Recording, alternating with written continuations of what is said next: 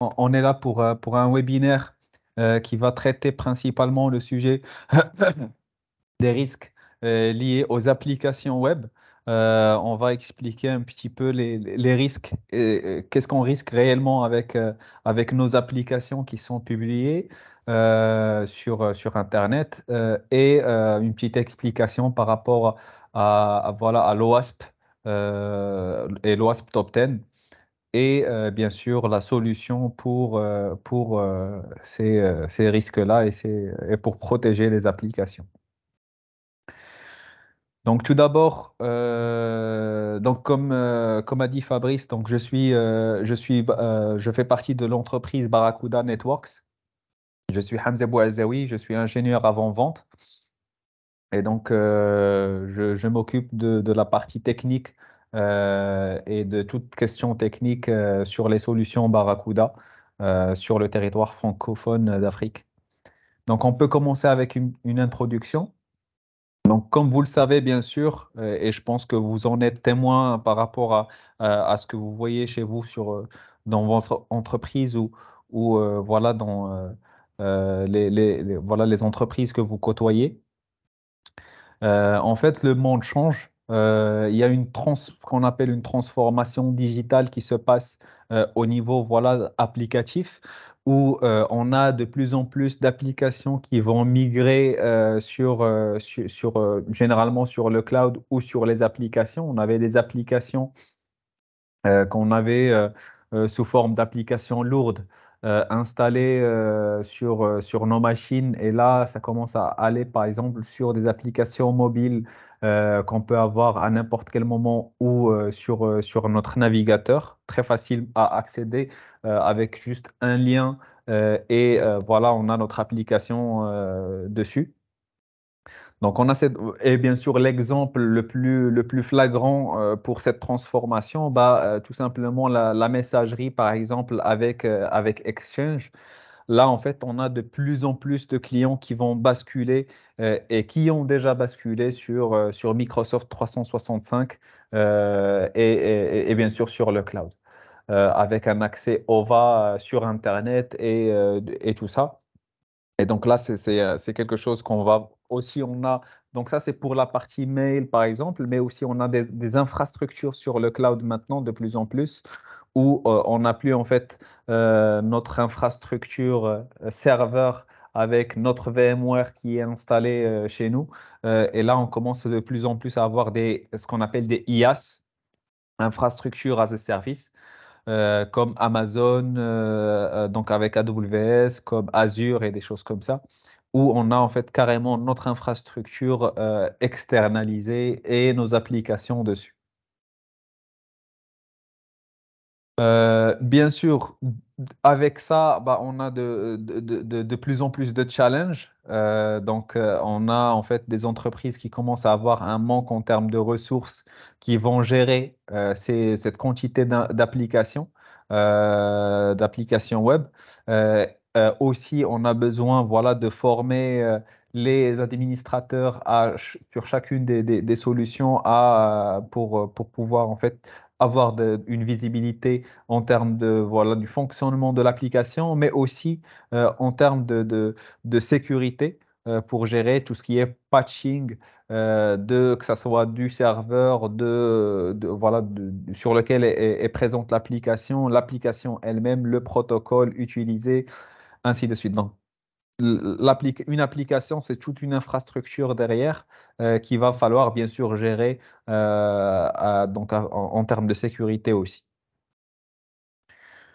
Voilà, donc ce qui veut dire qu'on a un spectre de menaces qui est de plus en plus grand, puisque l'application est maintenant externalisée en forme de SaaS, par exemple, ou accessible depuis Internet. Et donc, ça donne de plus en plus voilà, de vecteurs d'attaque ou de surface d'attaque, si on veut dire ça comme ça, pour nos applications. Voilà, donc l'exemple qu'on a dit tout à l'heure, on a des applications sur lesquelles on peut accéder par le web, par une application mobile. Et donc là, par exemple, juste en prenant votre exemple, chez vous, par exemple, ou bien, voilà, je prends mon exemple à moi. Maintenant, par exemple, pour moi personnellement, si je veux aller consulter mon compte bancaire, bah, j'ai une application sur mon PC, voilà, un site web, une application mobile sur mon téléphone. Voilà, pour payer mon abonnement mobile, pour payer l'électricité, comment dire, l'eau, ainsi de suite. Tout ça, en fait, on a une application, j'ai une application ou bien mobile ou bien sur un portail web voilà, du fournisseur d'électricité ou quoi que ce soit, sur lequel je peux fournir. Et ça aussi, c'est quelque chose d'assez dangereux puisque sur ces applications, on va pouvoir fournir des informations très confidentielles par rapport à un login, mot de passe, voilà, des numéros de carte de crédit pour effectuer un paiement ou des choses comme ça. Donc, on a en fait de plus en plus d'applications et on a aussi quelque chose qu'on ne voit pas directement parce qu'on n'est pas concerné par ça. On ne peut pas le voir, nous, comme utilisateurs des applications directement. Ce sont les API. Qu'est-ce qu'on veut dire par API? C'est Application Programming Interface. Et en fait, ce sont des outils qui permettent à des applications de communiquer avec d'autres applications. D'accord? Donc, le plus souvent, c'est nous, utilisateurs, qui vont accéder à une application, mais il ne faut pas oublier qu'on a aussi des applications qui vont contacter d'autres applications pour avoir des informations, peut-être voilà, des données, des choses comme ça qui sont essentielles au fonctionnement d'une application. Donc, on a des applications qui utilisent des web services, voilà, des API JSON ou quoi que ce soit pour contacter d'autres applications et pour avoir des informations depuis ces serveurs-là. Donc, pour voilà un exemple très facile où on a voilà comment dire une comparaison entre le nombre d'applications web qu'on pouvait avoir il y a quelques années en arrière, en 2015 ou juste avant, donc 2013, 2014, 2015. Bah, on avait quelques applications web parce que, comme j'ai dit, le plus souvent, on avait voilà, des applications métiers, on avait des applications qui sont des applications lourdes installées sur la machine. Maintenant, on a de plus en plus d'applications web. Par exemple, juste un exemple très facile aussi, un accès, par exemple, VPN. À l'époque, on avait besoin d'un client, d'un agent installé sur la machine. Maintenant, on peut faire du SSL VPN qui est basé sur l'HTTPS. On a un portail sur lequel on entre notre login mot de passe en HTTPS. On entre notre login mot de passe et dessus, on a un accès vers un serveur RDP ou un serveur SSH ou un serveur de fichiers. D'accord? Donc, on n'avait qu'un agent. Maintenant, on a de plus en plus, voilà, donc pour avoir une idée sur le nombre, bah, on est passé moins d'une dizaine d'applications par organisation en 2015 à plus d'une vingtaine d'applications opérationnelles, bien sûr en moyenne, voilà, en 2023. D'accord?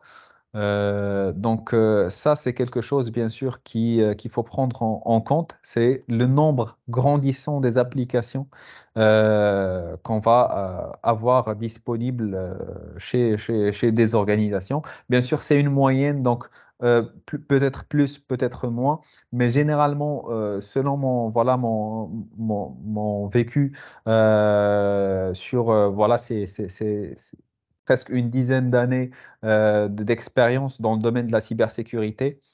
Euh, on a en moyenne, par exemple, je prends les clients qu'on a au Maroc et en Afrique. Généralement, on a entre une dizaine et une quinzaine d'applications chez les clients. D'accord? Donc, ça va des applications qui vont gérer les ressources humaines, ça va vers des applications qui vont gérer voilà, la paye, des applications pour gérer tout ce qui est organisation et agenda et tout ça. affectation de projet et tout, suivi de projet. Donc, on a en fait de plus en plus d'applications qu'on va commencer à voir émerger. Et comme j'ai dit tout à l'heure, ces applications sont devenues des passerelles à des informations sensibles. D'accord? C'est-à-dire que j'ai donné tout à l'heure l'exemple où je pouvais payer voilà, mes abonnements mobiles, électricité, tout ça sur Internet. Bah, en fait, pour faire ça, j'ai besoin de renseigner des informations. Tout d'abord, me loguer sur mon espace personnel et après, sur l'espace paiement, bah, rentrer voilà, les numéros de carte, mes cartes de crédit ou cartes de débit, ça dépend pour effectuer le paiement. Et donc ça, et bien sûr, comme passerelle, mais aussi on a voilà, des sites où on peut enregistrer ces données-là. Je parle de tout ce qui est e-shopping, par exemple. Bah, sur mon espace personnel, je peux storer, je peux enregistrer comment dire, le numéro de paiement ou le numéro de ma carte de paiement pour que, voilà, pour faciliter en fait après les achats, si je veux voilà, faire des acquisitions plusieurs, bah, que ça soit très flexible. D'accord? Mais pas seulement de tout ce qui est paiement, mais aussi on peut avoir des applications qui peuvent storer des informations personnelles. Et donc là, on a toutes sortes d'informations personnelles, des permis, des cartes de séjour, des cartes d'identité nationale, Social Security, passeport. Donc, il y a énormément d'informations personnelles qui sont liées à la personne ou à l'utilisateur. Et en fait, il faut savoir qu'il y a un organisme, un standard qui est là pour organiser tout ça, qui est le PCI DSS, et en fait qui permet en fait tout simplement de sécuriser toute ou donner un standard pour sécuriser toute application permettant l'usage d'informations personnelles ou sensibles de paiement de l'utilisateur. D'accord? Et donc, parmi les recommandations du PCI DSS, par exemple, on vient de parler du PCI DSS, c'est pour la protection des applications, c'est la mise en place d'une solution de protection web qui est principalement un WAF, un Web Application Firewall. Euh, Donc, juste une parenthèse, voilà, pour les questions, vous pouvez bien sûr poser vos questions sur le chat, comme ça vous les oubliez pas. Après, bien sûr, on fera une session, comme a dit Fabrice, à la fin de la session, on fera une session Q&A, questions-réponses. Donc, en parlant de tout ça, donc les applications web sont fréquemment, en fait, il faut savoir que les applications web sont fréquemment sujettes, voilà, voilà, ou bien c'est le vecteur principal de violation des données ou de violation ou d'exfiltration de données, parce que c'est bien sûr c'est la vitrine, la première vitrine d'une entreprise ou d'une solution, c'est voilà, c'est l'application web. Mais c'est pour ça que c'est le vecteur principal voilà, tout ce qui est violation de données. Et ça pour plusieurs raisons, comme ce qui est évoqué dans le rapport de Verizon qui est le Data Breach Instigation Report, voilà, Data Breach Instigation Report de 2022, qui est le tout dernier. On a plusieurs, bien sûr, versions chaque année. Et donc, le dernier, c'est en 2022. Et en fait, ce rapport-là va classer les vecteurs d'attaque les plus utilisés par les hackers en général. Et donc, si je zoome un petit peu ici. Donc, en fait, il y a deux rapports. C'est le Top Action Vectors in Incidents et dans les brèches. D'accord? Dans les incidents et dans les brèches. Ce qui peut généralement dire la même chose. Et donc, pour ces deux rapports-là, comme vous le voyez en fait ici, le vecteur qui est dominant sur tous les vecteurs d'attaque, que ce soit le malware, l'email, voilà, tout ce qui est, comment dire, desktop sharing, comme tout ce qui est RDP, Anydesk et tout ça. Donc, on a plein de vecteurs d'attaque possibles, mais celui qui est le outstanding et qui va dépasser tous les autres, c'est les applications web. D'accord? Parce que moi, par exemple, disons que je veux attaquer, je dis n'importe quoi, je veux attaquer une entreprise qui est Total, par exemple, Total Energy. Donc, la première chose avec laquelle je vais commencer, qui est disponible directement chez moi, c'est le site web. D'accord? Le site web, il peut me ramener, par exemple, vers une application d'utilisateur où je dois m'authentifier et accéder à voilà, une application spécifique. Je peux accéder à plein de choses. D'accord? Et donc, ce qui fait que voilà le, le web, c'est le vecteur principal. Alors, selon le rapport, en fait, il est déterminé que, en fait, il y a plusieurs raisons, d'accord? La première raison, c'est tout ce que je viens d'expliquer, c'est la surface d'attaque qui est vraiment étendue et qui est disponible d'emblée sur Internet. Donc, les attaquants, ils vont voilà, faire une résolution DNS et vont avoir les adresses IP des serveurs web disponibles. D'accord?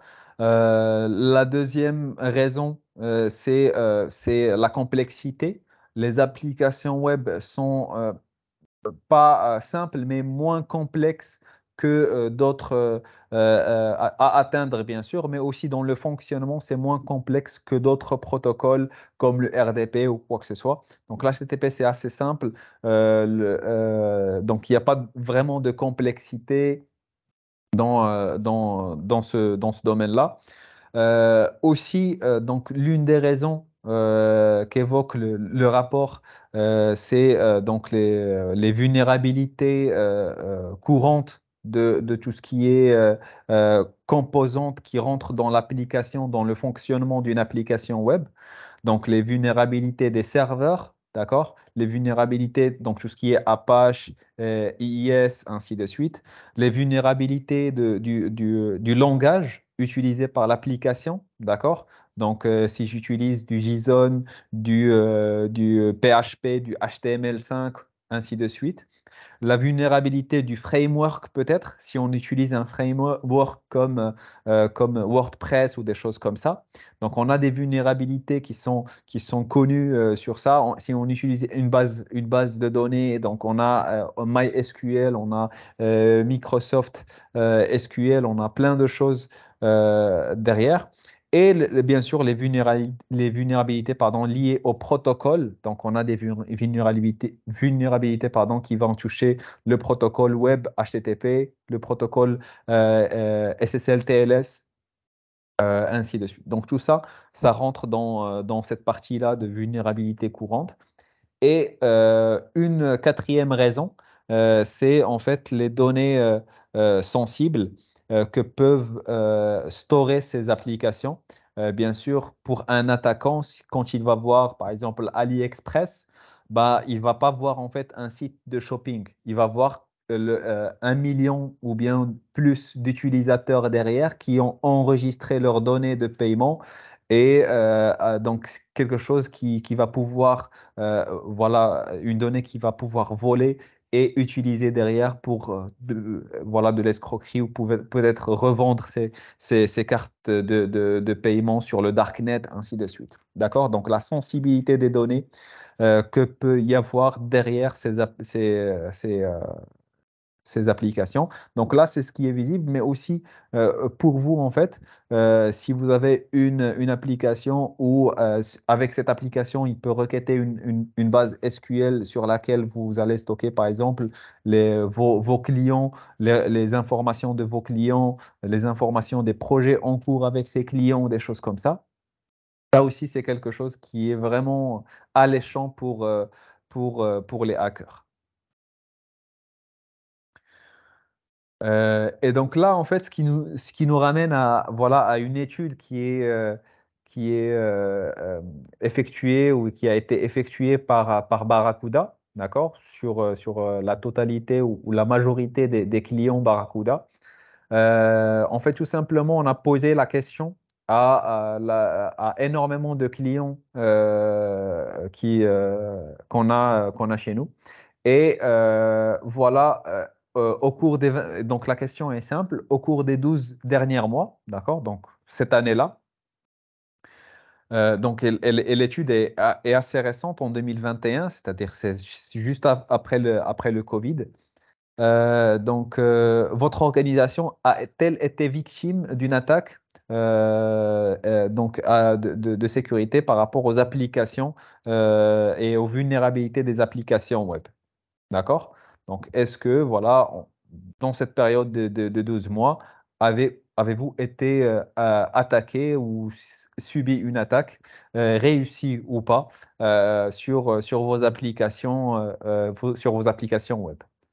Donc, et ce qui est énorme, c'est 46% des réponses, c'est oui, plusieurs fois. C'est-à-dire que oui, j'ai reçu une attaque et pas seulement une seule fois. Sur les records de notre firewall, par exemple, ou sur l'incident de fuite d'informations sur notre SIEM ou sur voilà, notre WAF, on voit sur les logs que on a plusieurs attaques qui sont renseignées.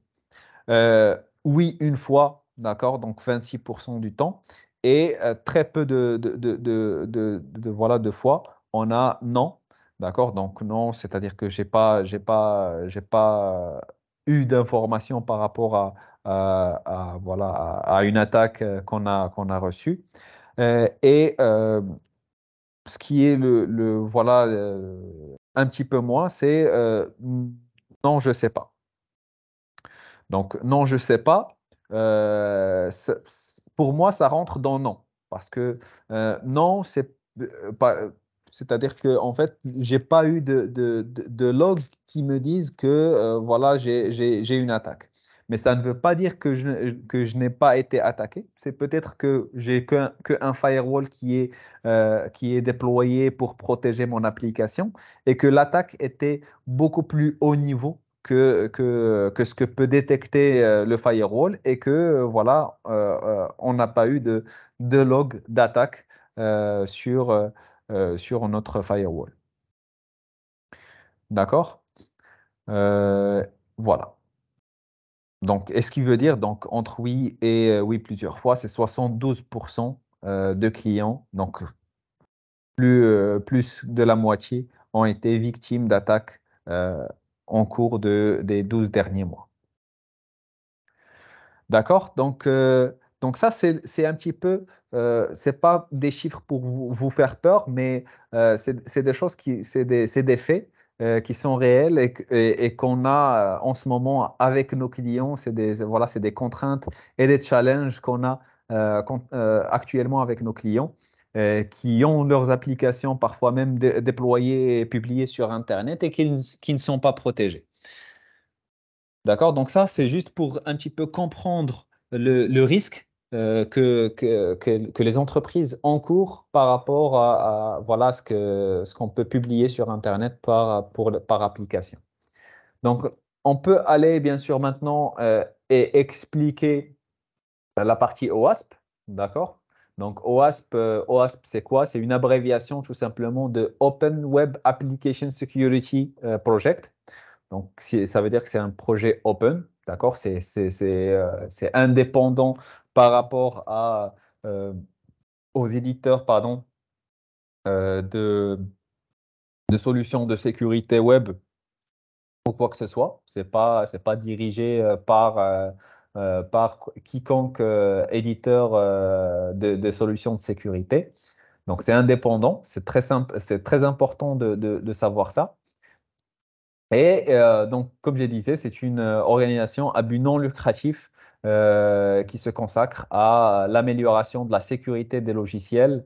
Elle offre aussi des ressources des outils, voilà, des bonnes pratiques, des best practices généralement pour voilà, utiliser telle ou telle version de protocole, utiliser tel ou tel patcher cette vulnérabilité par rapport à la version telle ou telle de Apache. D'accord? Donc tout ça, c'est des best practices, c'est des ressources, c'est des outils qui sont mis en place par OWASP pour les entreprises afin de les aider en fait pour comment dire, améliorer la sécurité des applications et identifier les risques et les vulnérabilités de leurs applications et leurs infrastructures web. D'accord? Donc, cette organisation OWASP, il y a en fait plusieurs projets disponibles, mais parmi les projets qui nous intéressent là et dont on va parler, c'est l'OWASP Top 10. D'accord? C'est quoi l'OWASP Top 10? C'est tout simplement en fait une liste pardon, des 10 vulnérabilités principales de sécurité qui vont toucher les applications web. D'accord? Donc, ils vont chaque année ou parfois, on peut, c'est pas chaque année, c'est pas forcé d'avoir, bon, par exemple, là, on est passé d'une release en 2017 à une release en 2021. D'accord? Donc, on a sauté quelques années, bien sûr puisqu'il n'y a eu pas vraiment beaucoup de changements. Et lorsqu'il y a eu des changements, bah, on a eu une release en 2021. Et donc, ce top 10, c'est, comme j'ai dit, une liste des top 10 des vulnérabilités ou bien des menaces qui peuvent toucher les applications web et les API. L'objectif, c'est tout simplement de rendre cette information disponible rendre les applications résistantes et vulnérables et non vulnérables par rapport à ces menaces-là. D'accord? Donc, par exemple, qu'est-ce qu'on a comme menace? Bah, on peut voir, par exemple, on a du Broken Authentication Control ou bien Broken Access Control, pardon. Donc, on a des applications sur lesquelles on peut bypasser le cheminement normal de l'application. C'est-à-dire que, par exemple, j'ai un site de paiement, j'ai un site, pardon, de shopping. Et le cheminement normal de l'application, c'est j'accède au site, je prends un article, je le mets sur le caddie par exemple, je vais sur le caddie, je renseigne mes informations comment dire, de livraison et après je passe au paiement et après je passe à l'acceptation de la commande. Et peut-être que, par exemple, si on a une application qui a la vulnérabilité Broken Access Control, bah, le hacker peut aller, par exemple, de l'article dans son caddie vers l'acceptation de la commande et l'envoi de la commande. D'accord? Donc, sans passer par comment dire, le renseignement comment dire, du paiement, du moyen de paiement. Voilà, on a cryptographie failure, donc des vulnérabilités liées principalement au protocole HTTPS, d'accord, donc SSL TLS, on a plusieurs versions, donc on a le 1.1, 1.2, 1.3 avec plusieurs types de cipher suite, de clés, donc de taille de clés, ainsi de suite. Donc tout ça, c'est des choses qu'on peut avoir au niveau du A à 2. On a la troisième, c'est les injections. Et là, on parle en fait de toute injection possible. Donc, on a des injections de code, injections de script, injections de commandes OS. C'est-à-dire que je peux lancer des lignes de commande, d'injection de lignes de commande à distance. Si par exemple j'ai du IIS, bah, derrière c'est du Windows. Si j'ai du Apache et derrière c'est du Linux, bah, je peux utiliser le serveur pour exécuter des lignes de commande au niveau de l'OS du serveur qui hoste l'application. Comme ça peut être des injections SQL pour retirer des informations d'une base de données, ainsi de suite. Donc, on a énormément de choses. Donc, vulnérabilité et outdated component. Donc, vulnérable, des composantes vulnérables qui ne sont pas patchées. Par exemple, j'ai installé un serveur Linux avec Apache version 2.30, par exemple. Et donc, je l'ai installé en 2015, par exemple. Et je ne l'ai pas mise à jour, je ne l'ai pas patché, j'ai rien fait dessus, je l'ai laissé tel quel en 2023. Bah, je vais avoir en fait toutes les vulnérabilités qui ont été découvertes, qui ne sont pas patchées, qui sont disponibles à attaquer pour tout le monde. D'accord? Donc ça, c'est des choses aussi qu'il faut avoir. C'est un suivi de l'infrastructure web et de la mise à jour, du patching, ainsi de suite. Voilà, donc pas besoin d'aller sur chacune des menaces. Bien sûr, chacune, c'est une menace qui est assez réelle et dont on va pouvoir se protéger si on dispose d'une solution adéquate qui est le WAF. Euh, on a une deuxième liste, un deuxième top 10 que OWASP nous met à disposition. C'est le OWASP Top 10 API Threats. Ce sont les top 10 des menaces qui touchent les API. C'est un petit peu différent du OWASP Top 10, mais c'est majoritairement la même chose. D'accord? Donc là, on est passé d'une release en 2019 à une release très récente en 2023. Vous pouvez en fait accéder dessus si vous allez vous tapez juste sur Internet OWASP Top 10 API GitHub. Et là, vous aurez une liste du top 10 avec chacune les explications et tout et tout. D'accord? Et donc, les API, c'est la chose dont on a parlé tout à l'heure. C'est en fait les applications ou les web services qui sont là pour interconnecter deux applications entre elles ou si interconnecter une application mobile avec un serveur web ou des choses comme ça, bah, on a une API. Et aussi pour les API, bah, on a des vulnérabilités. Parce que aussi maintenant, en fait, quand on voit les applications mobiles de e-banking, par exemple, si je veux consulter mon compte bancaire, l'application elle-même, elle est bien sûr installée sur mon mobile. Donc, la structure web, les icônes, les boutons et tout ça, c'est présent directement sur mon mobile, sur mon application. Et donc, de quoi a besoin l'application mobile? C'est juste des informations. Et donc, ce qui se passe, ou bien la communication entre l'application mobile et le serveur, c'est juste des calls API, c'est des appels API pour avoir une information, c'est-à-dire du compte bancaire, les transactions, les machins. Donc, tout ça, c'est que des informations qui sont tirées à travers des calls ou bien des appels API. Et bien sûr qu'on peut protéger, bien sûr, toujours avec un WAF. Aussi, on a un troisième projet, toujours dans le top. On a en fait un OWASP Automated Threats qui, lui, en fait, nous donne une liste. Ça, ce n'est pas un top 10, mais c'est une liste de 21 menaces comment dire, qu'on peut retrouver contre tout ce qui est en fait attaque de bots malicieux.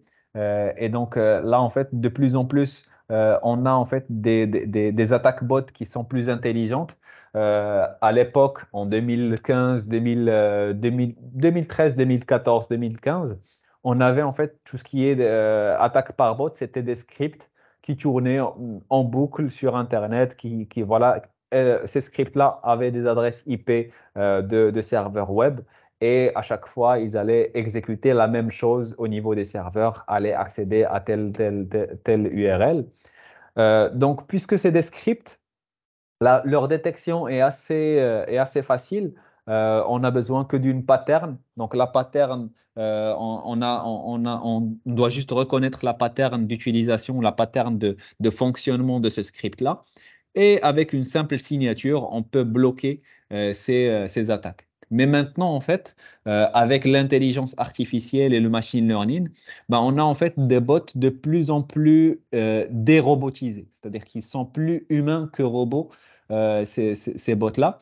Bah, je sais, bien sûr, je sais que l'intelligence artificielle a beaucoup servi positivement et même ça sert aussi pour le côté protection. Donc, on a plein de fonctionnalités de sécurité qui sont basées sur le machine learning et sur l'intelligence artificielle, mais il ne faut pas aussi oublier que ça sert aussi du mauvais côté.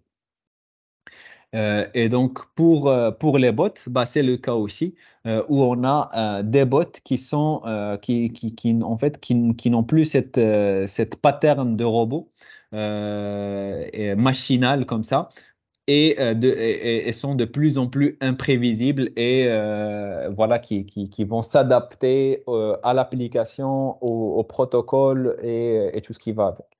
Et donc là, en fait, l'OASP nous permet d'avoir une liste de 21 menaces qui touchent les serveurs web par rapport à ces attaques bot. Voilà. Donc, la solution, c'est quoi? D'accord? Donc, on a vu ce qu'on vient de voir maintenant, c'est les menaces, les challenges qu'on va avoir au niveau voilà, des applications qui est grandissant. On a de plus en plus d'applications et voilà, de menaces. Les menaces qui sont bien sûr répertoriées par OWASP, avec le OWASP Top 10, avec le OWASP Top 10 API Thread et aussi avec le OWASP Automated Threads. Donc, ce sont trois listes de menaces qui sont publiées par OWASP et voilà, qui nous donnent en fait simplement une idée de la quantité de menaces et du nombre de menaces qu'on peut avoir sur nos applications. Maintenant, pour une résolution de ces challenges-là, qu'est-ce qu'on a? Ben, chez nous, Barracuda, ben, on a un firewall applicatif, donc un Web Application Firewall.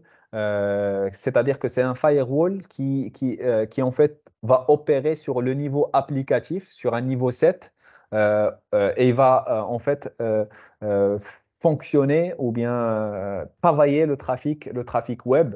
Donc, on parle principalement du trafic HTTP et HTTPS et WebSocket. D'accord? Donc, on va travailler sur le niveau 7. On va monter au niveau des couches OSI et on va pouvoir connaître très précisément comment fonctionne le trafic web, comment fonctionnent les protocoles qui font partie de l'infrastructure web, c'est-à-dire que tout ce qui est protocole SSL, TLS, tout ce qui est protocole HTTP avec les versions 1, 1.1 et 2. Et voilà, et toutes les versions des protocoles et toutes les possibilités d'interconnexion avec des bases de données, MySQL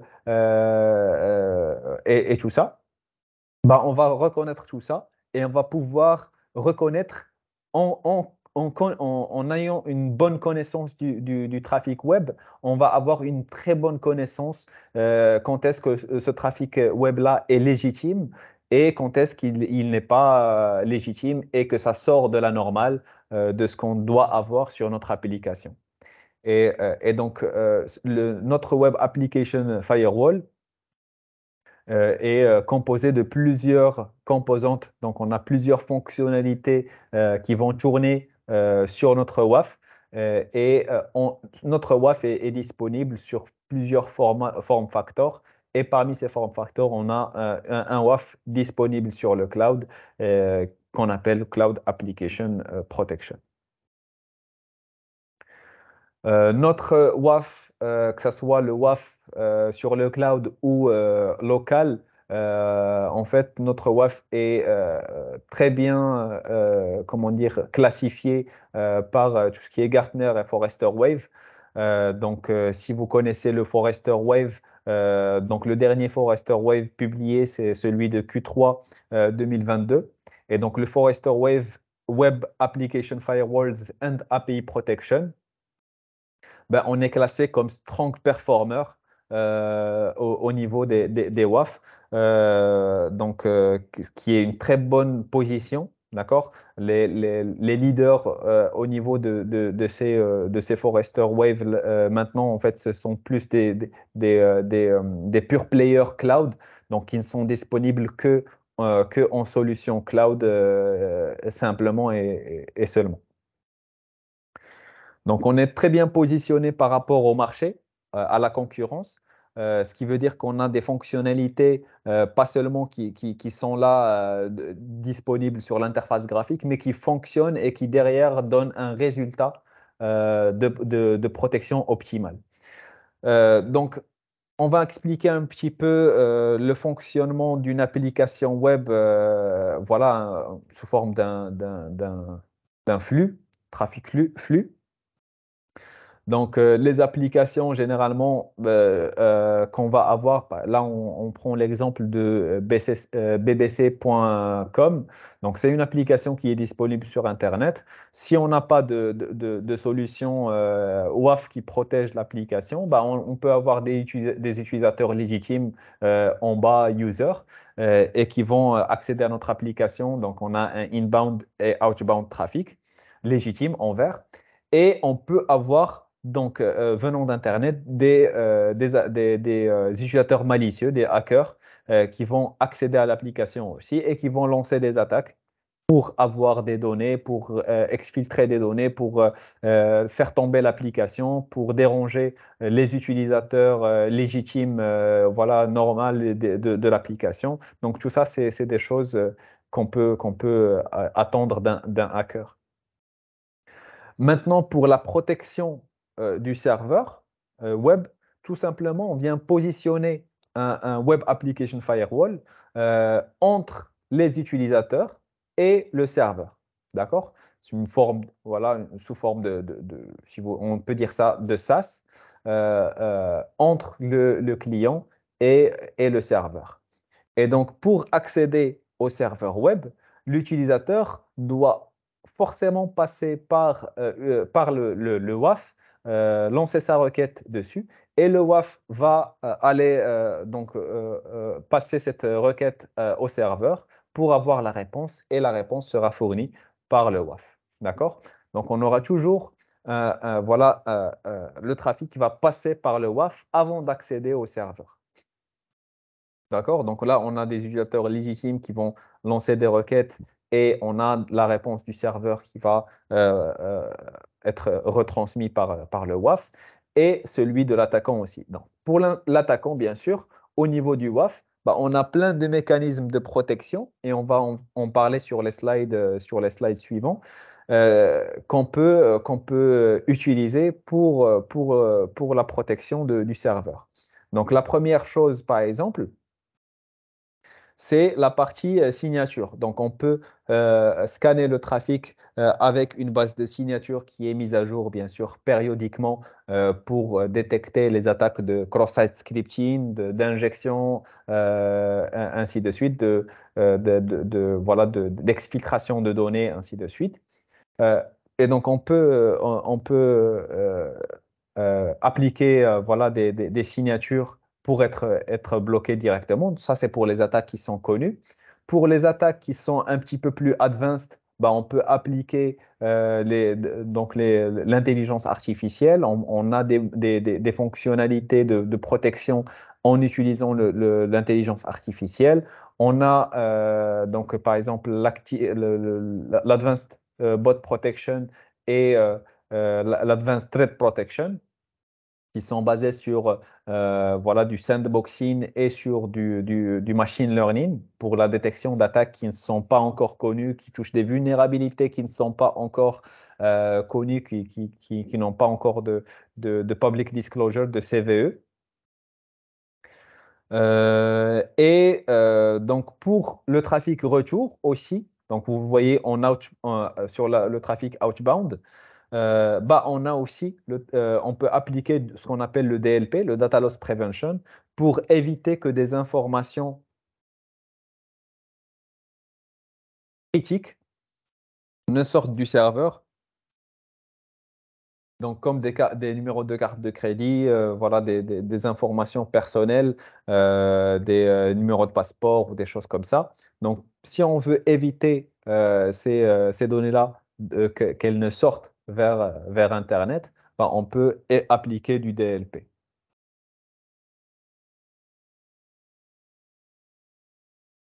Euh, On-prem, donc déploiement. Donc pour un déploiement on-prem, c'est-à-dire localement chez vous, bah, on peut opter en fait sur deux scénarios possibles. Donc on a le WAF as a service en appliance physique. Donc on a une appliance physique qui peut être rackable au niveau du data center du client localement chez lui sur laquelle on peut faire aussi de la HA, de l'actif actif, de l'actif passif. Ça va dépendre aussi du modèle choisi pour le déploiement, mais aussi en virtuel. Donc, si le client dispose d'une infrastructure qui est assez performante, avec de l'hyperconvergé, ainsi de suite, bah, on peut aller sur un scénario virtuel avec un Web Application Firewall VM. Sur lesquels, bien sûr, on aura toutes les fonctionnalités du boîtier physique. Et donc ça va se passer directement dans le data center du client et le client va disposer de sa solution WAF chez lui. D'accord? Après, donc, l'autre méthode de déploiement, c'est un déploiement sur le cloud. Donc, on a le WAF as a service. Et donc, c'est un WAF qui est hébergé par Barracuda, d'accord? Donc, sur des serveurs, sur des data centers Azure sur lequel, bien sûr, on va faire ou rediriger le trafic en moyennant, par exemple, l'enregistrement DNS. On va faire la redirection du trafic vers le WAF as a Service cloud. Et après, en arrivant sur le WAF as a Service Barracuda, bah, le trafic va, s'il est autorisé, bien sûr, il n'y a pas d'attaque, il n'y a pas de signature détectée, il n'y a pas de menace, on peut le laisser passer vers le serveur du client, le serveur web. Ce serveur-là aussi, il peut être, bien sûr, c'est un serveur, si le client dispose de son application web hébergée aussi sur le cloud, sur son cloud, sur Azure ou sur AWS ou chez un hébergeur comme, comment ça s'appelle? Euh, GoDaddy, par exemple, ou l'autre AOL, par exemple, bah, on peut le rediriger vers ces serveurs-là ou bien chez lui, sur son data center. C'est la même chose. D'accord? Donc, c'est quoi l'avantage du WAF as a Service? C'est tout simplement on n'a pas en fait une infrastructure à gérer. C'est-à-dire, il n'y a pas de VM, il n'y a pas d'appliance physique. J'installe rien localement chez moi. Je gère pas l'adressage IP ou les ressources CPU, RAM et tout ça. C'est chez Barracuda. Tout est géré, tout ce qui est ressources est géré par Barracuda.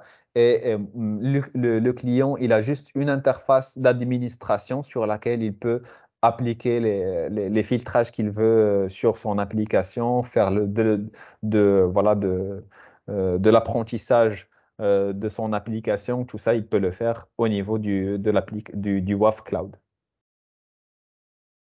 Et donc, c'est un casse-tête en moins pour la gestion pour les clients. Donc, les form factors, comme j'ai dit, donc on a WAF as a Service et on a WAF Appliance, donc hardware virtuel et aussi cloud, donc appliance en fait virtuel sur le cloud. C'est-à-dire que si vous avez votre propre Azure et AWS, d'accord, votre propre infrastructure as a service, bah, notre firewall, il est disponible sur le marketplace Azure, AWS et Google Cloud. D'accord? Donc, vous pouvez installer une VM sur votre Google Cloud, Azure, AWS et votre propre AWS pardon, et Azure et gérer votre VM chez vous, sur votre cloud. Donc, en plus aussi, bien sûr, on a une protection DDoS, contrairement à voilà, des éditeurs concurrents qui ne disposent pas en fait de protection DDoS. Ils ne font que de la protection DOS simple, mais pour tout ce qui est attaque volumétrique et qui va dépasser voilà, des métriques qui vont dépasser plusieurs gigas, bah, ils n'ont pas en fait comment dire, une protection native pour ça. Et on a aussi des fonctionnalités, comme je vous ai dit tout à l'heure, qui sont basées sur l'intelligence artificielle et sur le machine learning et qui vont pouvoir protéger votre application même contre les attaques qui ne sont pas encore connues et qui touchent des vulnérabilités qui ne sont pas encore connues. Voilà, donc Active Threat Intelligence. Donc là, on va parler principalement des fonctionnalités qu'on va avoir au niveau de notre WAF.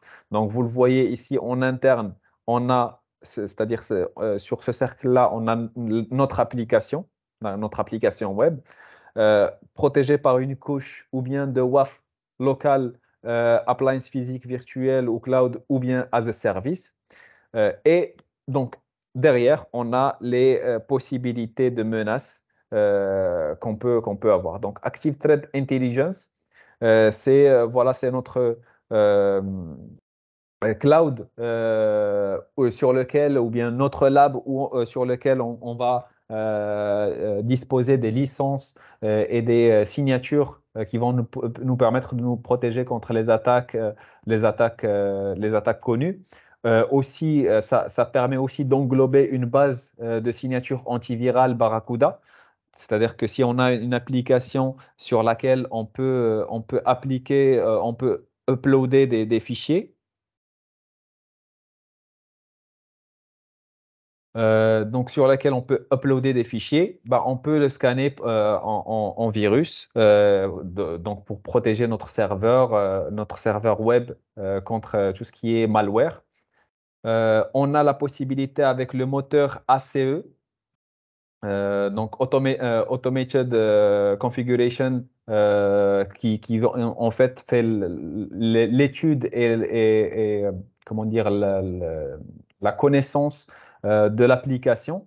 Et donc, on va faire un learning de l'application avec l'arborescence de l'application, les champs et tout ce que les utilisateurs peuvent renseigner sur l'application. Et on va adapter la configuration à cette application. C'est-à-dire que la configuration qu'on va mettre au niveau du WAF ne sera pas figée sur le temps, mais en fait, elle va évoluer avec l'évolution de l'application. D'accord?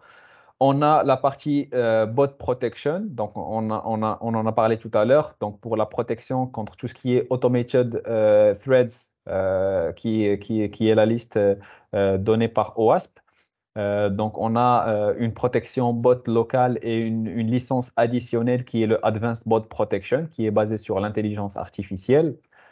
On a une protection aussi DDoS localement, mais aussi on a une protection DDoS avec une licence additionnelle Active DDoS Prevention, qui permet en fait de rediriger le trafic sur des scrubbing data centers Barracuda afin de mitiguer l'attaque DDoS avant d'arriver sur nos serveurs.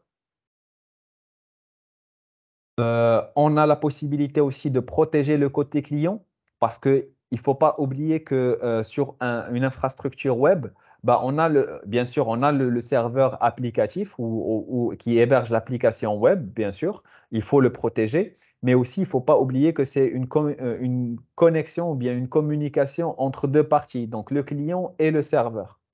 Et si on protège le serveur, bah, c'est bien, on n'a pas de fuite d'informations et tout ça. Mais aussi, il faut aussi protéger le client de l'application. Et surtout pour comme j'ai dit l'exemple de tout à l'heure, des utilisateurs de e-shopping, de sites de e-shopping, bah, ils vont renseigner des informations de paiement. C'est-à-dire que c'est eux, en fait, qui sont en danger par rapport à ces informations. Et donc là, il faut avoir une client-side protection et c'est quelque chose qui n'est pas présent chez la concurrence. Bien sûr, pour la protection API, on est compatible avec tout ce qui est API disponible sur le marché, XML, SWAP, RESTful API, Open API, GraphQL. Donc, tout ça, on est compatible avec et on les supporte. Et on peut faire aussi d'identité contrôle, c'est-à-dire que normalement, les applications qui doivent demander un login mot de passe à des utilisateurs, bah, généralement, on a ça sur l'application. Mais si votre application ne permet pas, ou voilà, ne permet pas d'avoir une authentification pour, par exemple, mon site slash admin ou mon site slash audit, par exemple, bah, je peux configurer ça au niveau du WAF. On peut faire demander de l'authentification avec un portail qui peut être personnalisable selon la charte graphique du client. On peut faire du mutual TLS dans le cas où on veut aussi faire du SSL TLS du côté client, donc pour l'authentification et tout ça. D'accord? Voilà, donc ça, c'était les fonctionnalités de notre WAF. Donc, pour résumer un petit peu les besoins du client par rapport à la protection de leur application, bah, ils veulent une protection complète, d'accord, qui va couvrir tous les champs de vulnérabilité de leurs applications, comme on l'avait vu bien sûr sur le OWASP, sur les trois OWASP qu'on a vus tout à l'heure. Une sécurité qui est évolutive, donc sur laquelle on va pouvoir avoir comment dire, des mises à jour, que ce soit des patchs de l'OS de la solution ou des mises à jour de signature et une évolution aussi en termes de fonctionnalité de sécurité. Déploiement qui doit être bien sûr automatisable et automatisé. Facile donc pour le paiement, c'est quelque chose qui n'est pas complexe, ainsi de suite. Et gestion simple. Ça, c'est un point majeur par rapport au client, c'est une simplicité de gestion et une visibilité en termes voilà, de journaling, de reporting et en termes de détails fournis sur les rapports. Voilà, donc voilà, le WAF as a Service, c'est un plan très simple. On a deux plans, Advanced et Premium. Et en fait, ça va dépendre selon les fonctionnalités que veut le client. D'accord? Donc, la majorité des choses, on peut les avoir au niveau du Advanced. C'est totalement suffisant au niveau du WAF as a Service. Après, si on veut voilà, des fonctionnalités poussées, là, on peut aller sur le premium. Voilà, donc on a un petit peu vu la majorité des points. Donc, on a parlé voilà, des challenges qu'on va avoir de nos jours sur les applications web, voilà, les vulnérabilités, les menaces qu'on peut avoir aussi sur ces applications et la solution est pour protéger ces applications-là qui est le WAF as a Service ou le WAF on-prem. Voilà. Donc, je ne sais pas si vous avez des questions.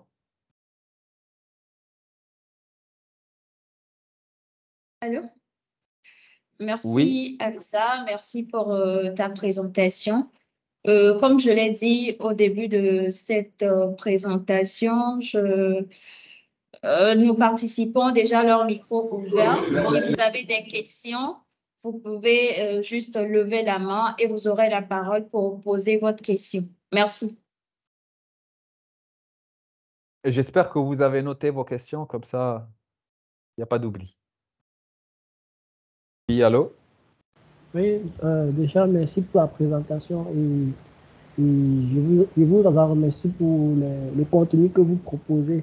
Déjà, ma question est la suivante. Est-ce que le contenu dont vous venez de présenter là répond aux normes de l'ISO 27001? J'ai pas très bien saisi la question, juste la dernière partie. Est-ce que le contenu? Est-ce que le contenu proposé ou bien la posture de sécurité dont vous avez proposé, est-ce que cela respecte les normes ISO 27001? Peut-on Effectivement. l'adopter? Donc, notre solution WAF, en fait, elle permet de répondre aux standards de sécurité pour la partie protection web. Parce qu'en fait, on couvre la totalité des menaces OWASP Top 10 et les menaces qui sont inconnues avec tout ce qui est fonctionnalité advanced. Aussi, on peut en fait fournir la partie scan de vulnérabilité. Donc, on a voilà, un outil qui vous permet de scanner votre application après ou avant déploiement du WAF pour un petit peu détecter si vous avez des vulnérabilités qui sont toujours mal configurées au niveau du WAF ou quoi que ce soit. Vous pouvez lancer un scan de vulnérabilité par le scanner de vulnérabilité Barracuda. Mais effectivement, avec la solution Barracuda WAF, ça permet de checker tous les points en rouge des standards ISO et PCI DSS.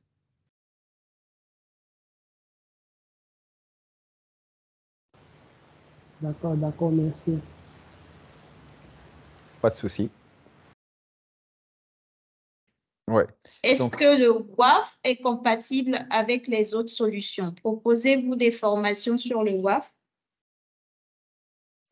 compatible avec quelle solution? En fait, le WAF, il, si tu veux dire, est-ce qu'il est compatible avec toutes l'infrastructure web, c'est-à-dire tous les serveurs IIS, Nginx, Apache, les protocoles SSL, TLS et tout ça? Oui, alors, voilà, je comprends mieux. Donc, si vous avez par exemple un firewall Fortinet, effectivement, bah, le WAF Barracuda, il est compatible. Il n'y a pas en fait comment dire, de choses qui vont dire que voilà, ça va pas marcher. On a des clients qui ont des solutions de firewalling en place qui peut être des firewalls Fortinet ou Palo Alto chez lesquels on a déployé notre WAF. C'est complètement voilà, compatible. Il n'y a pas voilà, de miscompatibilité dans ce domaine-là. Euh, oui, effectivement. Pour les formations sur le WAF, si jamais voilà, vous avez acquis la solution Barracuda, bah, dans ce cas-là, en fait, vous pouvez créer un compte sur notre site Barracuda Campus. Et il y a en fait un cursus de formation en ligne WAF, mais aussi on peut aussi fournir des formations WAF qui sont faites ou bien déroulées par un formateur à distance ou bien en présentiel. Merci à vous aussi, Monsieur Ousmane. Il y a Monsieur Dominique. Oui, bonsoir. Oui, Bonsoir, bonsoir. monsieur.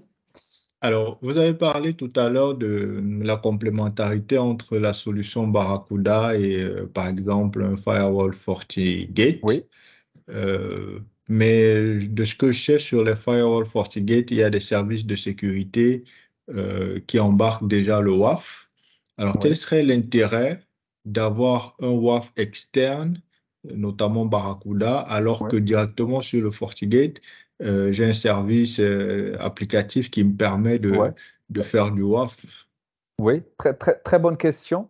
Et en fait, la réponse est assez simple. Le firewall, en fait, ou bien le FortiGate, c'est ce qu'on appelle un firewall périmétrique. C'est-à-dire qu'il est là pour gérer plusieurs types de trafic, pour faire du VPN, pour faire plein de choses, de l'IPS. Et en plus, on a rajouté une fonctionnalité qui est le WAF. Alors, je vous explique ce que c'est que la fonctionnalité WAF sur le FortiGate. La fonctionnalité WAF, c'est simplement un profil de sécurité sur lequel on a comment dire, rassemblé les attaques ou bien les signatures d'attaque qui touchent les serveurs web. C'est comme un profil IPS, juste avec les signatures qui touchent les serveurs web et l'infrastructure web. SQL injection, cross-site scripting et tout ce qui va avec. Et donc, si en fait on a voilà, une application qui peut recevoir des attaques poussées, des attaques avancées qui ne sont pas connues, bah, le FortiGate avec le WAF, la fonctionnalité WAF, ne va rien voir dessus. Si aussi on veut faire de l'authentification au niveau de notre application, le WAF ne peut pas faire ça. Si on veut faire de la réécriture de requêtes ou bien de réponses, si on veut par exemple enlever des headers, rajouter des headers, ainsi de suite, le WAF ou bien le firewall avec la fonctionnalité WAF ne peut pas faire ça. Si on veut faire ce qu'on appelle du cloaking, c'est-à-dire masquer des informations sur les réponses du serveur, par exemple masquer le type du serveur, la version ou des informations sur le corps de la réponse, le firewall ne peut pas faire ça. Si on veut faire de la redirection d'URL, le firewall ne peut pas faire ça. D'accord?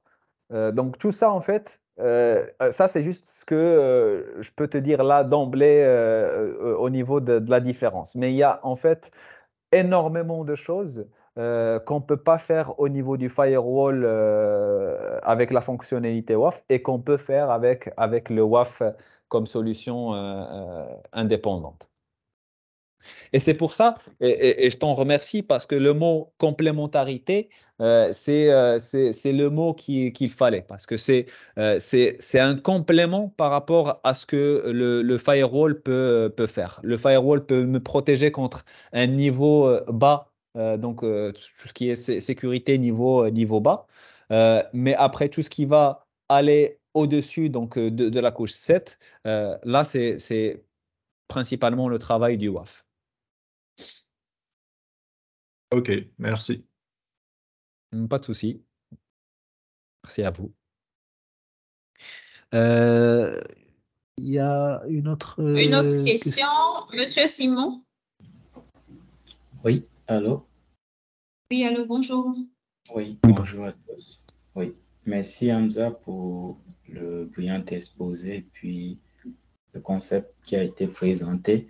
J'avais deux petites questions tout de même. Je pense que la première a été répondue. C'était dans le même sens, demander, voilà, si on va peut-être sur les infra cloud qui existent déjà. Par exemple, sur AWS, on a des solutions. Il y a un WAF sur AWS. Ouais, effectivement. Il y a un AWS Shield qui s'occupe de DDoS spécifiquement. Il y a AWS Firewall. En fait, je voulais juste demander s'il y a quelque chose qui se démarque de ce que Barracuda propose par rapport à l'existant sur ces plateformes. Mais je pense que la dernière réponse, vous avez apporté pas mal de Effectivement, clarifications. Il y a toutes les fonctionnalités, effectivement, toutes les fonctionnalités poussées qu'on a énumérées sont des choses qu'on ne va pas retrouver sur un firewall normal. Okay. Effectivement. Oui. Oui. Donc, ma dernière préoccupation, c'était au temps de latence, donc le fait que vous ajoutez une couche supplémentaire sur l'application client. Je voulais juste demander s'il n'y a pas comme un temps supplémentaire qui s'ajoute au temps de réponse initiale de la plateforme du client. Alors, très bonne question, parce que si on rajoute voilà, un équipement, on se dit que généralement, ça va poser problème. Tout simplement, la réponse est non, parce que, et non, si on fait un bon sizing. D'accord? Il n'y a pas de latence qui va se faire sentir sur les requêtes des utilisateurs si le travail de sizing et de dimensionnement a bien été fait. Si je propose un firewall qui va gérer normalement, qui peut gérer 2 applications et un throughput de 50 mégas par exemple pour un client qui dispose de 5 applications et un débit de 100 mégas, effectivement, ça va poser problème. Et il y aura de la latence, ça va se faire sentir. Mais si on propose Et c'est pour ça que si vous allez sur les datasheets des firewalls, chaque modèle par exemple de firewall, il a des spécifications. Ce firewall, par exemple, il est pour le débit tel applicatif, il est pour tel nombre de serveurs, tel nombre de sessions, ainsi de suite. Si on respecte tout ça, il n'y a aucune latence qui va se faire sentir. Au contraire même, parce que on aura une meilleure réponse ou une réponse plus rapide pour les clients. Pourquoi? Parce qu'au niveau du WAF, on peut faire aussi du caching. Et c'est quelque chose aussi que tout à l'heure, j'ai oublié d'évoquer par rapport aux nombreuses choses que peut pas faire le firewall. Parmi ces choses-là aussi, c'est le caching. Donc, qu'est-ce que je veux dire par le caching? C'est-à-dire que si je vais sur mon application web et que il y a plusieurs éléments qui sont des fichiers CSS, des images ou des choses comme ça qui sont statiques et qui vont toujours se répéter sur les requêtes des clients, je peux les garder au niveau du WAF. Et au niveau de la réponse, je ne vais pas demander au serveur de me donner ce fichier CSS ou ce fichier image, JPEG ou PNG. Je vais le garder en cache au niveau du WAF et répondre au client directement. D'accord? Je vais aller chercher que le contenu qui change et qui est dynamique. D'accord? Ok, super. Donc là, il joue un peu le rôle du content delivery aussi. C'est ça, effectivement. Ok. On peut faire du content delivery, on peut faire du load balancing au niveau des serveurs. Donc, si on a une application qui est hébergée sur 2, 3, 4 serveurs, bah, on peut faire du load balancing. Comme ça, on peut gérer plus de sessions pour garantir la disponibilité de l'application. Donc, on peut faire voilà, du content delivery en load balancing et avec du caching au niveau du WAF. Ok, super. Merci. Pas de souci. Avant de donner la parole à Monsieur Pafo, on va répondre à la question sur le chat. La solution existe-t-elle en mode on-premise? Oui, effectivement, on a répondu à cette question sur les slides. Effectivement, la solution WAF, elle est disponible on-prem en format appliance physique, boîtier, ou en VM virtuel, qu'on peut installer sur du Nutanix, du VMware, du Hyper-V, du Xen, du KVM, comme j'ai dit, du Azure, du AWS, ainsi de suite. D'accord? Donc, c'est disponible on-prem et sur le cloud as a Merci. service. Une dernière question de Monsieur Pafo avant de clôturer. Bien sûr. Merci déjà. Bon, nous avons parlé de tout et j'aimerais savoir aussi si nous avons déjà été victimes d'une attaque, par exemple, du type injection SQL, comment peut-on mettre sur pied un plan de remédiation? Donc, si vous avez subi une attaque et que vous n'avez pas de solution WAF, Oui, oui, monsieur. bah, tout simplement en n'ayant pas une solution WAF pour vous protéger contre une attaque de cross-site scripting ou d'injection SQL, c'est vraiment très difficile de s'en protéger, c'est-à-dire sans passer par une solution WAF. Bah, je dirais la première chose pour utiliser ce qui est existant, c'est tout d'abord d'appliquer un profil d'IPS ou un profil de WAF sur le firewall si vous en avez. Et limiter aussi quelque chose qu'on peut faire directement sur le firewall, c'est de limiter la surface d'attaque. C'est-à-dire que si votre application elle est accessible que par des partenaires en Mali, par exemple, ou au Sénégal, vous limitez en fait aux adresses IP sources de ces pays-là. D'accord? Comme ça, en fait, vous évitez tout ce qui est attaque venant depuis l'externe. Ça, c'est ce que vous pouvez faire voilà, dès les premières secondes, dès les premières minutes après l'attaque. Après, un plan sur le moyen terme, c'est plus de faire une acquisition, voilà, comme j'ai dit, d'une solution WAF sur laquelle on peut aller vraiment au-dessus de tout ça, avoir une protection à base de signature, mais aussi à base d'intelligence artificielle et de machine learning, voilà,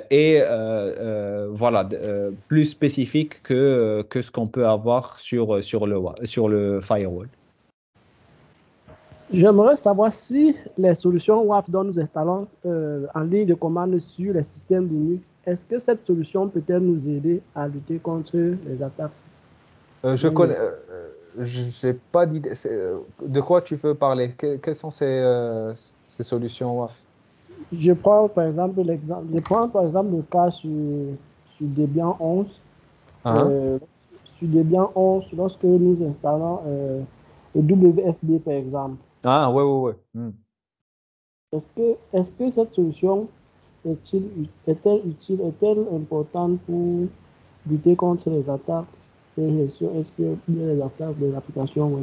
À un très bas niveau aussi. Comme j'ai dit, à un très bas niveau, ça peut servir le temps d'avoir. Parce que pourquoi? En fait, on ne vous fournit pas simplement l'appliance ou bien la VM WAF, mais aussi on vous fournit en fait l'expertise de Barracuda dans le domaine de la détection des attaques en termes de fonctionnalité, mais aussi en termes d'évolution. C'est-à-dire que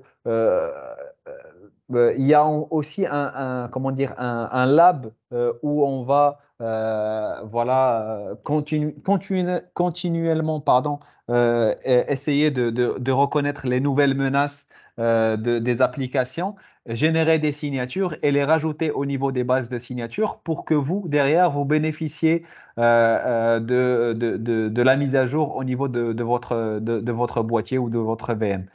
D'accord? Alors qu'avec ce genre de solution, bah, vous avez que la VM, il n'y a pas de mise à jour, il n'y a pas d'équipe derrière, il n'y a pas voilà, de R&D, d'équipe de recherche et développement derrière qui va suivre au jour le jour les attaques et les menaces pour effectuer ou mettre en place des signatures pour que vous soyez protégé. D'accord? Donc, c'est ça le problème des solutions open source, c'est qu'il n'y a pas en fait vraiment un suivi au jour le jour, comme c'est le cas pour nous, Barracuda, puisque c'est notre métier. On est voilà, un éditeur dans le domaine de la cybersécurité et on a une équipe R&D qui est toujours en cours de développement de nouvelles solutions, de nouvelles fonctionnalités pour la protection et bien sûr la partie signature, toujours en quête voilà, d'agrandir la base de signature pour protéger nos clients. D'accord? Et c'est ça ce qu'on n'a pas sur des solutions open source. Et aussi, bien sûr, la partie support aussi. Dans le cas où tu as un problème sur voilà, ton Debian, ta machine Linux Debian, bah, y a aucune personne qui va pouvoir, avec laquelle tu vas ouvrir un ticket pour résoudre le problème et pour suivre le ticket jusqu'à la résolution complète du souci, du problème. D'accord? Chose qu'on a aussi chez nous, chez Barracuda, on a un support qui va vous accompagner. Si vous avez un problème sur une application ou sur une configuration, vous ouvrez un ticket, vous expliquez votre problème et le support va vous aider à résoudre ce problème. D'accord? Donc, c'est ça la différence entre Barracuda et tout ce qui est open source. D'accord, merci. Pas de souci. Hamza, on a plusieurs questions sur le chat. Je pense qu'on va répondre en même temps. Est-ce que votre WAF envoie des notifications au SOC au sujet des attaques détectées? Oui, ouais. Alors, on peut intégrer le WAF si vous avez une solution, si vous avez une solution SIEM. Effectivement, on peut envoyer les notifications à vos solutions de monitoring et SIEM. Effectivement, c'est possible. Dans le cas du WAF on-prem ou du WAF as a service, c'est la même chose, bien sûr. Aussi, on peut gérer les notifications du WAF, c'est-à-dire que lui-même, si jamais vous demandez à ce qu'il vous envoie une notification si un événement se déroule. Vous pouvez le configurer aussi au niveau du WAF pour qu'il vous l'envoie directement sur votre adresse mail ou sur une boîte mail partagée. Euh, Merci. La seconde question, est-ce que votre WAF fournit des statistiques sur des attaques répertoriées sur des périodes?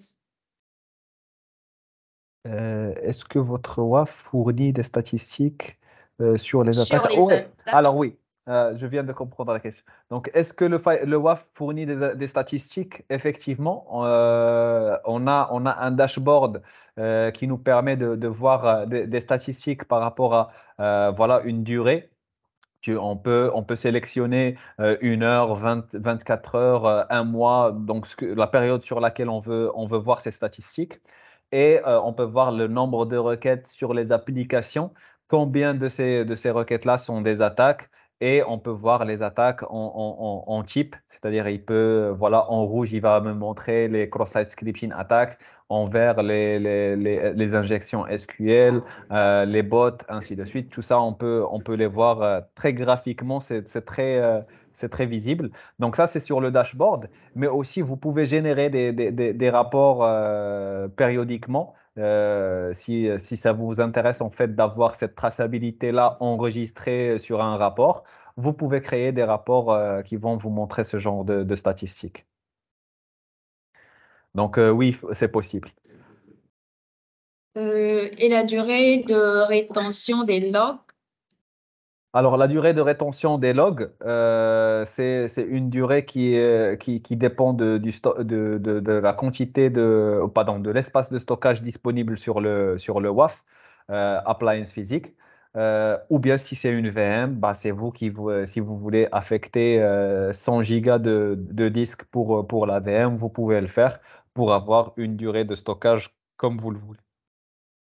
En tout cas, vous pouvez vous-même gérer votre durée de stockage des logs. Merci.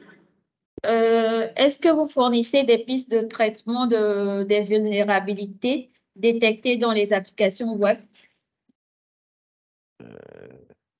Des pistes. Qu'est-ce que ça veut dire qu'est-ce que vous voulez dire par des pistes de traitement des vulnérabilités? Est-ce que vous fournissez des pistes? Bah, j'ai pas compris pour l'instant cette question. Qu'est-ce que vous voulez dire par piste de traitement? En attendant, OK, On attend. Ouais. les orientations pour corriger les vulnérabilités. Les orientations.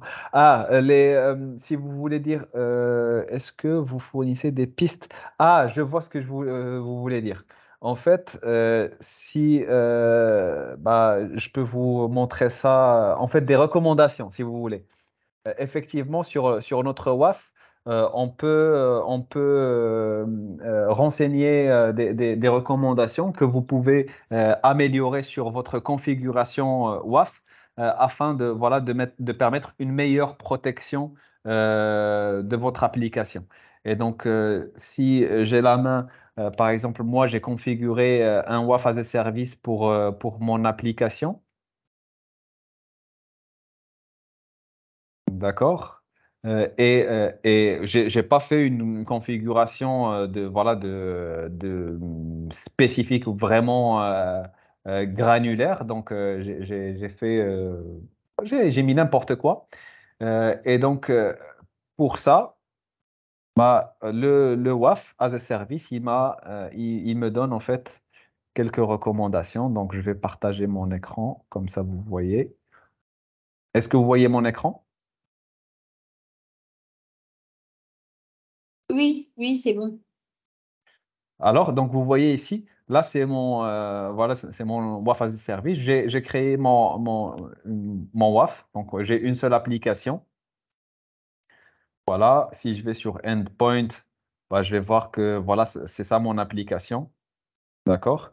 Donc je protège une application qui est assez simple. Voilà, c'est une application assez simple. Et donc, c'est pour ça que j'ai pas mis en fait une configuration vraiment granulaire dessus.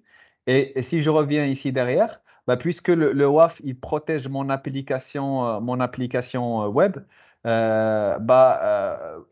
fur et à mesure des requêtes qui sont faites sur mon application, bah, il voit que voilà, j'ai besoin de changer quelques petites configurations au niveau de ma config de protection. Par exemple, ici, j'ai les paramètres de protection fine-tuning. Par exemple, j'ai mis ça sur 1000, il me propose la valeur de 32 par exemple, et il y a le bouton Apply directement. Je n'ai pas en fait besoin d'aller sur la configuration et aller changer chaque recommandation une à une. J'ai le bouton Apply ou bien Ignore, il va me l'enlever, je veux le garder tel quel. Et donc là, vous avez ici une liste de voilà, request limit par exemple. Et j'ai une autre, voilà, pour la partie URL, bah, j'ai ces recommandations. Donc, je peux appliquer ça. Me propose ces recommandations. Et si je veux, voilà, adhérer à ça, bah, j'applique Apply et il va me faire ce changement-là directement. Alors, mon serveur n'est pas accessible. Je ne sais pas pourquoi. Parce que l'application n'est pas là. OK. Bah, voilà.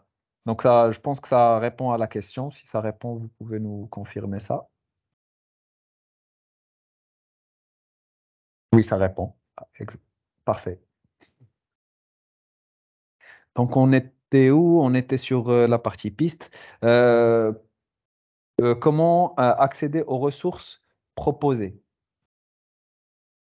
Comment accéder aux ressources proposées par OWASP?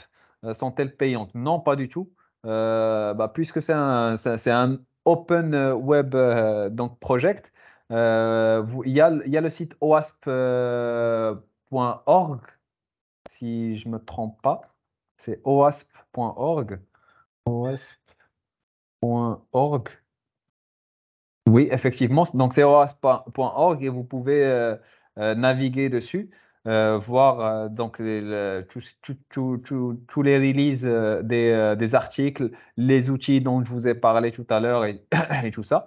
Sinon, vous pouvez taper OWASP Top 10 sur Google, OWASP Top 10 ou bien OWASP Top 10 API Threads ou bien OWASP Automated Threads. Et vous pouvez en fait avoir accès à ça gratuitement. Vous ne devez pas payer comme des rapports Gartner ou des rapports Forrester Wave. Non, c'est disponible. D'accord, voilà. Dans le cadre du traitement des vulnérabilités, quelles sont les stratégies les plus efficaces selon vous? Doit-on aborder le traitement de fonctions de la sévérité de la vulnérabilité ou du type d'équipement, serveur PC?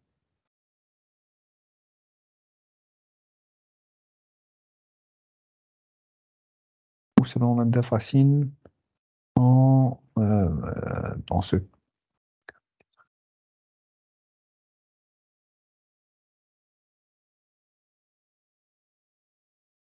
Alors oui. Donc, dans le cadre du traitement des vulnérabilités, bien sûr, il faut savoir avoir une idée de ce que vous avez comme infrastructure, donc serveur, version, protocole, framework, ainsi de suite. Donc ça va vous permettre d'avoir une idée sur ce que vous allez protéger. Et après, bien sûr, on va vous pouvez déployer votre WAF spécifiquement et le profil de sécurité spécifiquement à votre application.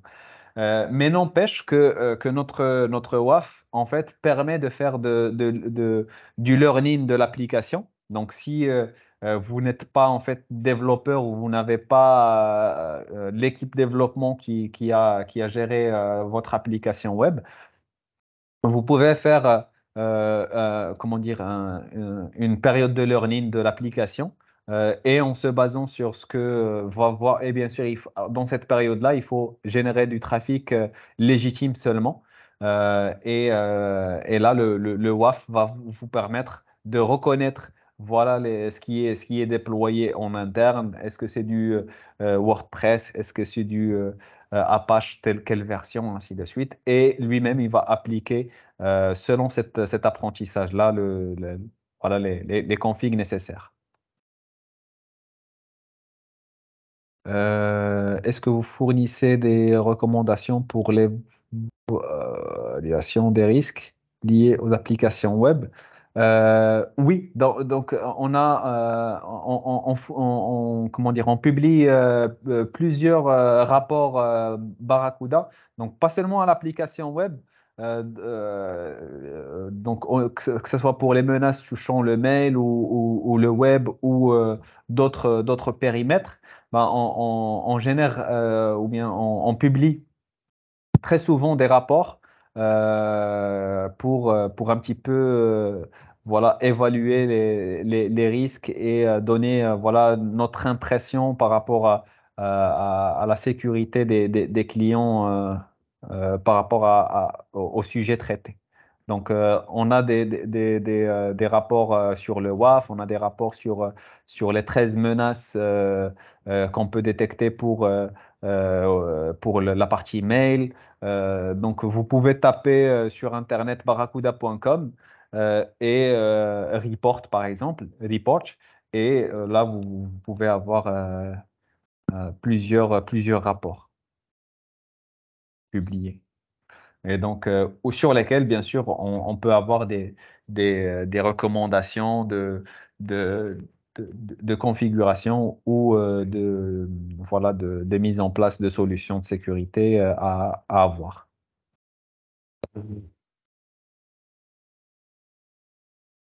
D'accord. Quel est le temps de latence dans la détection des attaques?